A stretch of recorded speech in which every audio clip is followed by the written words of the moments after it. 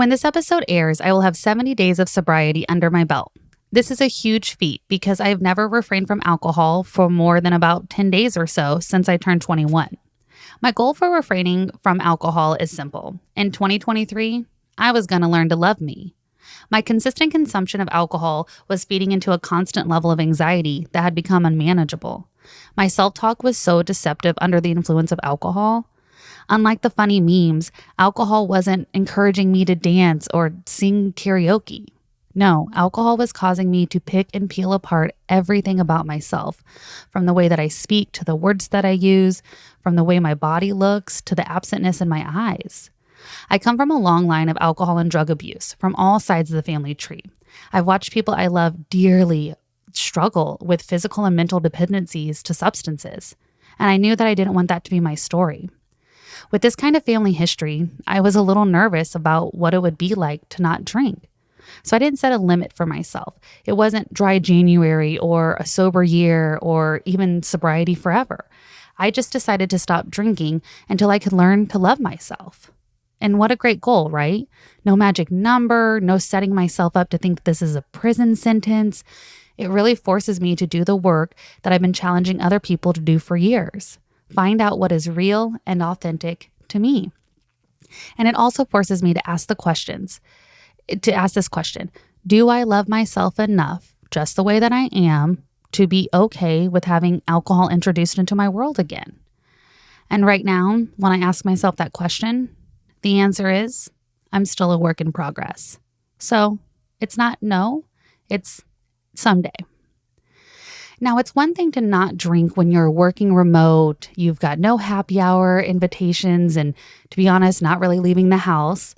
But it's a totally other thing to maintain this commitment on a business trip to Las Vegas. The funny thing is when your drinking problem has never caused a perceived problem with drinking, people don't always understand why you're giving it up. They're confused if it's not because you want to lose weight or a medical condition or you got a DUI. So in these times, I have to keep reminding myself, other people's opinions of me are none of my business. Other people's opinions of me are none of my business. Other people's opinions of me are none of my business. As you can probably guess from how I'm introducing this story, I recently had a work trip to Vegas. And that was when I was around about 55 days of no alcohol. And I knew that even though I don't have an end date in this sobriety journey in mind, I definitely was not going to break my goals for sobriety for this work trip. Not only is overconsumption at a work event something that I'm hypersensitive and hyper aware about, but it's also, not the point of this event. This was a true women in leadership networking event. And I knew that alcohol would not serve me in communicating and presenting myself in the best way possible. Now, this isn't because I thought I was going to get sloshy or slur my words. This is because of the negative self-talk and the minimizing who I am that comes along with alcohol consumption for me. Before I go into a little bit more about this trip, I want to provide some insight about what sobriety means, right? Because sobriety to me is alcohol-free. There are still medications and other things that, not everyone would consider sobriety. One of those being my Adderall. When I made my psychiatry appointment back in July of 2021, I still was thinking of Adderall as this fun drug, and not necessarily fun drug, but it made your brain work and it got you focused and you would stay awake. I don't know. I just had misconceptions of it because of the people around me and how they were using it. So when I made my psychiatry appointment back in July of 2021, to be honest, I thought I was going to pull one over on the psychiatrist and trick her into thinking I have just a little bit of ADHD and I need just a little bit of Adderall to help me navigate my new project-based role I had. So I took the pre-appointment assessment. I answered all the questions honestly. And then during the appointment, I answered every question that she had honestly. And when I was diagnosed with ADHD, I still thought I had pulled a fast one over on everybody. And to be honest, I'm not sure when I finally realized that if I walk like a neurodivergent and talk like a neurodivergent, I just might be a neurodivergent. Neurodivergent means anyone who has a diagnosis where their brain works differently. So ADHD, dyslexia, autism, OCD, bipolar, to name a limited few. So tying that back into what this looks like for a work trip in Vegas and how to put all that together while managing sobriety, it's important to note that up until this point of going to Vegas, I had never really networked before. I'm not even sure that I knew what the term meant. Of course, I'd been to a handful of conferences, but those were typically with a team or people, and we were focused on getting to the courses and the team building. I'd only ever networked with vendors, and that was superficial at best. I was nervous and excited to network with a group of female leaders, as this event was specific to women leadership in my specific industry. But again, still didn't even know what networking meant. I thought it meant small talk about the speakers that we heard and maybe learning about different organizations and how they're handling the work landscape today. I knew it would be difficult, and I was dedicated to staying present without alcohol so I could really understand how I felt about networking and what it really meant.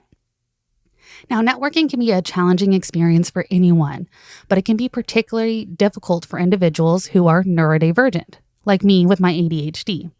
It can be overwhelming to navigate a room full of people, engage in small talk, and maintain focus for long periods of time.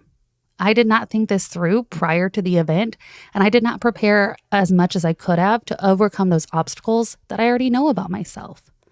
Now, of course, I advocate for inclusivity and the destigmatization of mental health for all. And I also advocate for neurodivergent individuals themselves to do the therapy and utilize cognitive behavior therapy tools to try to find success in this neurotypical world. So please hear me out. It's not that I'm saying that we have to change ourselves to fit in with everyone else. But the reality is that not every event and not everything that we do in this life can be controlled to serve each and every one of our human needs. We're all just so different. So to support those who are learning to advocate for themselves, I'm going to talk about specific and actionable ways to prepare yourself to be successful at a large event that may be daunting and overwhelming. First and foremost, it's important to set clear goals for the event. Identify a specific number of people that you want to meet or a particular industry or role connection that you want to make. Having a clear objective can help you stay motivated and focused throughout the entire event. I personally write down my goal or intention on a sticky note or a card because it's really nice for me to see my handwritten commitment to what I want to achieve. Next, it's important to take breaks when you need to, listening and knowing yourself. If you start to feel overwhelmed or restless, step outside for some fresh air or find a quiet area to take a break. It's important to listen to your body and give yourself permission to take breaks when needed, especially if you're not used to navigating large events or, like me, have primarily been a party of one working from home with your dog all of Q1. Now, a strategy that I did not even think about until I was at the airport waiting to fly back home was to have a few conversation starters prepared in advance.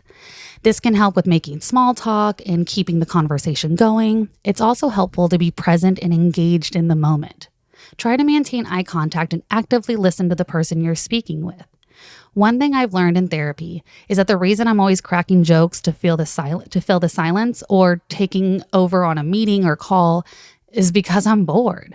And it's not meant to be rude or dismissive, but my brain thinks that it's already solved all the problems, and so it's checked out. So, how do I get my brain to stay interested? I have to ask questions from other people that I'm actually interested in knowing the answers to. So how do we find questions that we're actually interested in? Well, I reached out to two people who I respect and adore in women leadership and asked them specifically, what types of questions could I ask that aren't intrusive but would still be interesting for me? And both of them responded with the first piece of advice, that the goal is to be genuinely curious about the person, the business, or what I could learn from them. One of them specifically said that curiosity will serve you a long way because what's a small question to us could be a thought-provoking and memorable moment for the other person, which, of course, I love that perspective because it's slightly self-serving to my end goal of challenging people to do the work to discover themselves. So some specific questions that you can add to your tool belt are, what do you love most about what you do? Is this your first position with the company, or did you start in a different role? What type of candidates do you generally look for when you hire at your organization? Skills, values, traits? You can also ask this question, which I loved. What is a pivotal memory in your career or life that has caused you to change behavior? And what has that benefit been? Also, what do you want to be known for in your career? Not what are you currently known for? What do you want to be known for? What is that legacy? God, what a great question. And to be honest, I actually want to know the answer to that one. Another thing I'm working on is not laser focusing in on work when I'm at professional events. So I did come up with 2 questions that weren't work specific so that I could have those also available to me.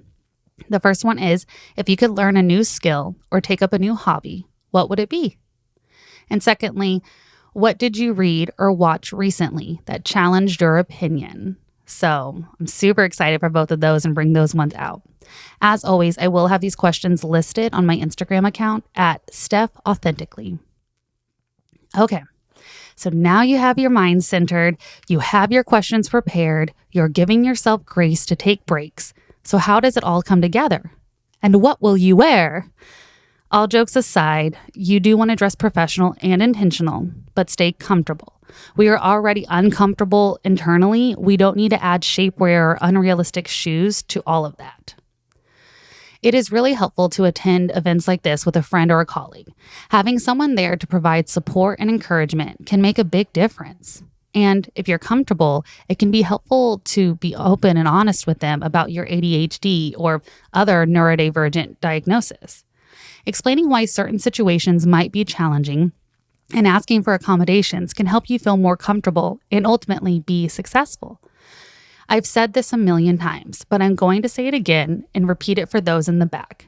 You can't do this thing we call life alone. It's not possible, and it's not how we're meant to be as a species. So layering in this level of friend and colleague support can really transform how you present professionally. Once I myself stopped putting a stigma on sharing my own mental health diagnosis and support needs, I realized that no one else was putting a stigma or limit on me. Growing up in the early aughts with Britney circa 2007 and several of my family members getting diagnosed with various mental health concerns and becoming heavily medicated, I had a long-rooted unconscious bias of what people would think about me if they knew that my Stef Sparkle wasn't just who I was, but was because I had ADHD. I am just now beginning to realize that the fact that my brain works differently is why I have the Stef Sparkle. And that's not bad. It's actually quite remarkable to have overcome all the obstacles that I have and to still be so shiny. And it's because even though I have felt like my brain was working against me, it's actually been the strongest muscle I have. Lastly, it's important to be kind to yourself and not beat yourself up if you don't meet your networking goals. Networking is a skill that can be learned and improved over time. It's okay to make mistakes and to have awkward moments. Everyone does. The key is to keep practicing and learning from your experiences. Often when people talk about their neurodivergent diagnosis, they talk about the things that they have to overcome, like I have in this episode. Being overwhelmed in large crowds, staying focused for long periods of time, and being genuinely interested in other people. So, as usual, I'm going to flip the script on that limiting self-talk, and I want to take a moment to talk about all the amazing things about me because I have ADHD. I'm creative and I think outside the box. I have hyperfocus when I'm interested in a task, and I produce high-quality work. I am spontaneous and always up for trying something new or taking a risk.